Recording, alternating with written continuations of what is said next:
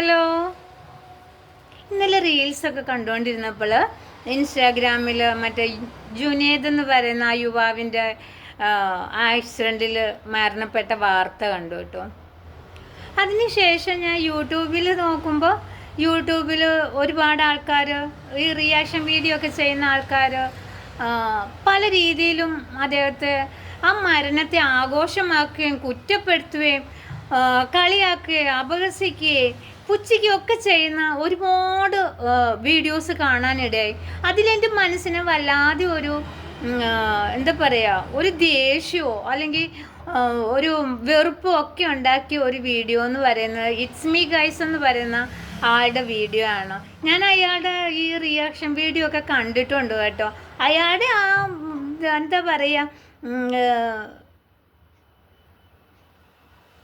ഈ മുസ്ലിം അയാളുടെ ആ മതത്തിൽപ്പെട്ട ആൾ തന്നെയല്ലേ ആ മരണപ്പെട്ട യുവാവ്.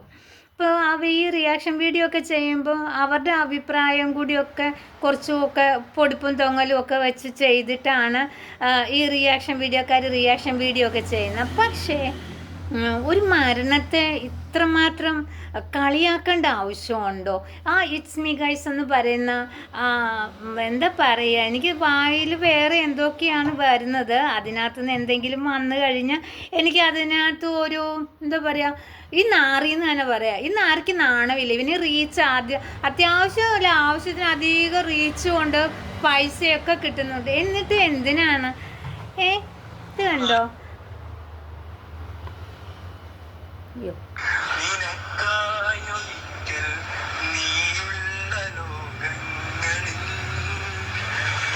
നാണയില്ലേ നാറിക്ക്?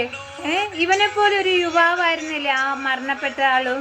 ഇവന്റെ മതത്തിൽപ്പെട്ട ആൾ തന്നെയല്ലേ? ഇവന്റെ മതത്തിനെ ഇവൻ എത്രയോ പൊക്കി, ഇവനെ പോലെയുള്ളവന്മാർ പൊക്കി പറയണം.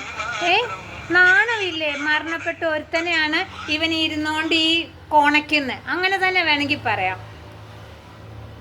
എനിക്ക് തോന്നുന്നു ഈ നോമ്പിൻ്റെയൊക്കെ സമയത്ത് മുസ്ലിങ്ങൾ കുറേയും കൂടി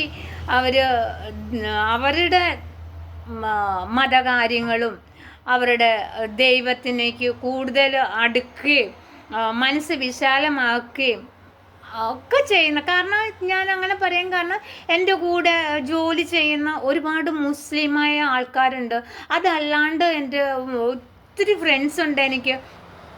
അവരാരും ഇങ്ങനെ മറ്റൊരാളുടെ മരണമോ അല്ലെങ്കിൽ മറ്റൊരാളുടെ തകർച്ചകളെയോ അല്ലെങ്കിൽ മറ്റൊരാളെ കുറ്റപ്പെടുത്തുകയോ ഒന്നും ഞാൻ കണ്ടിട്ടില്ല കേട്ടോ. പ്രത്യേകിച്ച് അവരുടെ മതത്തിലുള്ള ആൾക്കാരെ ഒരിക്കലും അവർ മറ്റു മതവിഭാഗക്കാരുടെ മുന്നിൽ കുറ്റപ്പെടുത്തുന്നത് ഞാൻ കണ്ടിട്ടേയില്ല.